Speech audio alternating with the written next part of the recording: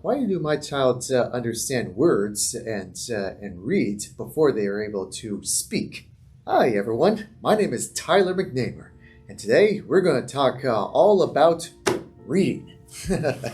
So little thing about me is that I wrote a book at high school all about what it's like to have autism in the first person point of view, and then years later I wrote another book that's all about what it's like to have autism in the first point of view after high school, and that's what the books are all about. So if you want a good insight on what it's like to have autism and where some of the adversities that have been going on and how to go through adversities and what are some strategies on autism, feel free to check them out in my website at autismworks.com. But this is not the video about advertisements. This is going to be a video about reading. Now, the way I see it is, before you'll be able to speak, first you need to learn how to write, and before you be able to write, you first need to learn how to read. And even before you learn how to read, you gotta learn how words are formed. It's these tiny little baby steps at a time. And the way I would see it is that I've been a very avid reader for a very long time. I've understood the words. I learned the English language. I understood what people have been saying, and I decided to go towards more on reading these words. I understand exactly what they were. What the words were saying, and understand what they mean. The only problem is that during development, when I didn't have the ability to speak for a while, I just didn't have the ability. Somewhere in here kind of holds me back of not being able to speak properly and to kind of not form like with the vocals and all that kind of stuff too. The only thing I could do is make a bunch of noises and screaming, I guess you can say too. I guess you could say that I've been a screamer before I being able to be a talker. And now every time I go to karaoke, I put on my heavy metal rock musician singing voice and just jam away. So goes to show that there are some benefits to being a screamer before you be able to be a talker. Of course, I'm just kind of sugarcoating for these kind of things too, because it's I understand that screaming on these occasions are no fun. Not fun for those who have autism, and not fun for those who are working with people who have autism and all that kind of stuff too. I totally understand. This is just I always kind of like to put some light spins on these things too, because take it from me, I was not really much of a easy kid back when I was growing up and all that kind of thing too. Go ask my parents and all that kind of thing; they'll tell you the story. But it's one of those things where it's like these things are kind of this is just the learning process, the process of doing that too. So going back to the reading part too, I say these things when it comes to the screaming part is, the reason why I believe too that the screaming kind of happens is because they're just trying so hard to get those words out, and literally trying to force these words out too, to the point where they just don't come out as proper and as what you imagine, and all that kind of thing too. So screaming was one thing. However, there is one alternative to screaming, and that happens to be writing. That's right, writing. Yeah, it's as my teachers would say, use your words. And in fact, I even knew a kid that I used to go to school with. He had a stutter for a very long time, and it's always very important to stretch out those words and all that kind of thing too. So same with autism. For those who are dealing with a stutter, or are dealing with those who have autism and probably not get their words proper, out and all that kind of stuff too. It's always kind of important to use the words and also kind of stretch them out. Take as much time as you need. You can be as slow as you can, that kind of thing too. For to stretch them out. Be sure to not rush. As an old fable once said, the race is not always to the swift. So, which is true for communication. And we go back to reading. Is that writing these words down and be able to read your own writing as well. Now for reading, I do believe that for autism, books are, as I say, is you probably hear this many times, but it's always true. They definitely can give you the ability to travel to new exciting worlds, and for autism, that is very much true. For those who read and who have autism, because the majority of people with autism, they always like to escape into a brand new world, to take a long, prolonged break into the physical, real world, and go into different worlds, whether it be movies or video games, and books are definitely no exception. They were literally bury their noses in the books, and to the point where they couldn't figure out what books they've been burying themselves in. That's how much reading. That's how much books and reading means to them. So they can read. It's absolutely. And there comes to a point where I do remember there were some areas where people they say, does this person understand what I'm saying or what they're reading, all that kind of thing too, and because they're not talking, all that kind of stuff too. Well, there is one thing I would like to recommend, and that is a simple yes or no answer. And for those who have autism and feel like that they are not ready to speak at the moment, feel free to acknowledge of these yes or no answers, whether it be saying yes or no, or by writing it down, or maybe even simple nod or shake your head.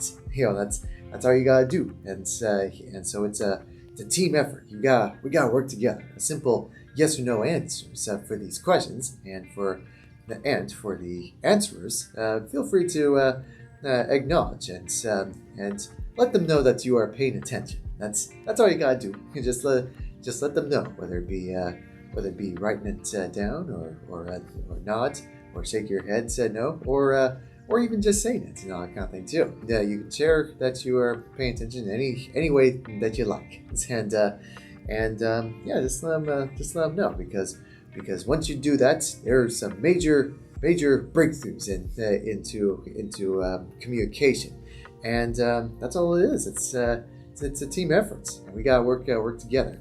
And reading is definitely one of the main ways of getting these breakthroughs as well. And for those who are caring for those who have autism, take some good notice. Take some good notes as to what people with autism are reading. Maybe it's a popular children's book. Maybe it's a book about maybe it's a book about filmmaking or animation or writing, or one of those informative books, I guess you could say too. That's one of the things I like to check out at the library is more informative books and that kind of thing too. Books that makes me learn about different things too. I live literally 2 blocks away from the library, so that's why it's kind of an easy access on that kind of thing too. Because take it from me too. I know this part's kind of personal, but I want to share it with you anyway. Is I always kind of believe that using the internet is for cheaters. That's why I kind of go to the library to look up the information. And plus, to me, it's always kind of fun to just journey right over there to get the information as well. Anyway, I know it's kind of out there too, but I've always kind of want to share that information with you. But back to read. So take note of what they read, informative books and that kind of thing too. Anyway, like I said, I've always been kind of into the informative books. It's always fun to learn, and I do believe that a lot of people with autism they really enjoy learning. Like they want to discover and learn new things, like maybe even social situations, and they want to learn what it's like to be like everyone else. I guess you can put it that way. And I'm sure a lot of I'm sure a lot of kids would feel that way too, and they would dive into all kinds of books to understand how to be more social and how to better their social skills and all that kind of thing too. So be sure to take note of that too, and offer some guidance along the way. So excuse me, excuse me. So count how many times I say so a bunch of times too. I guess it's more my word whiskers and that kind of thing too. I'm sure a lot of kids with autism, they have their little word whiskers here and there, and that's totally okay. A lot of people have it. I definitely have it a bunch of times, and sometimes we gotta catch ourselves say here and there. So, and for reading, it's very much important. And after we read, we have the ability to write. One of the things that I have written down during school happens to be two little words, and that happens to be "help me," and that is true. I could not speak. I could not communicate that properly, so I had to write down something. Help me. Which when I was reading the books, I understand exactly what those two little words meant. I had to say something, and sure enough, I've gotten the help that I need from my teachers and my parents, and even my peers from my schoolmates from school. They all definitely helped me the best way that they could. It's all in the communication, and I know that people with autism have the ability to communicate. It's just that sometimes, oftentimes, people would communicate much differently. It doesn't have to be verbal, and that is okay. It's okay to communicate non-verbally. That's why a lot of times whenever I read books or watch movies or play video games, I always kind of enjoy the silent protagonist. Someone that doesn't really say much, but they still are very important to the work of fiction. And you too, in a way, can be a silent protagonist as well. All you got to do is work together as a team with those that want to help you. And reading is one of the tools that you can use for communication for those who have autism and those who do not have autism. So reading, writing, and then there comes to a point where you may be able to have the ability to talk. So it's all those small little steps. First it's someone else who is talking that you'll be able to listen, and then it's reading, so you understand the words. Then it's also with the writing. Man, I should have brought my pen with me too, so I can use that as a prop. But take my word for it. But yeah, so listening to what people have to say, reading the material, writing what's on your mind, and then when you are ready, have the ability to speak, have the ability to use verbal communication, if you like to or not. It's all up to you. Everyone is different to communication too. But I do believe that reading is definitely one of the most important tools into discovering breakthroughs into not just for communication in general, but also breakthroughs in autism in itself, because autism is a very big topic. Many people have misunderstood it. Many people can categorize autism in certain ways, and I'm always the kind of guy that say that people are free to think what about autism. I'm just here, and we are here to give some strategies to make autism much more workable. We're not for any sides, and we're kind of on our own side for these kind of things. All we want to do is simply to help. Is to simply help give strategies and for autism and to make it much more workable. These strategies can work for you. It can work for someone else.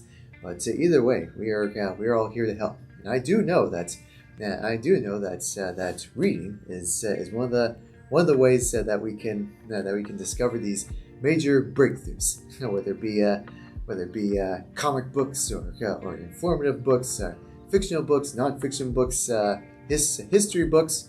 or who knows, maybe even my books. Whatever book that fits your fancy. They are all very, very important. I would like to challenge the audience. My challenge is to go visit a bookstore, go visit a library. Now, you don't even have to check out any books, but just go browsing and find some books that maybe are of interest to you too. And maybe someone out there with autism, they could look for books that maybe they're really quite interested in. And it's up to you to take some notes on what books they could be interested in. So you never know; they might unlock some secret potential in the coming thriving future.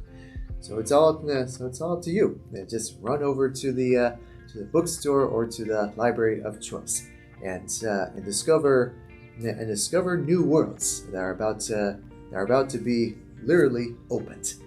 So it can be fun. It'll be a fun challenge. So get out there. So get out there, discover these new worlds, and discover these new worlds, and happy reading.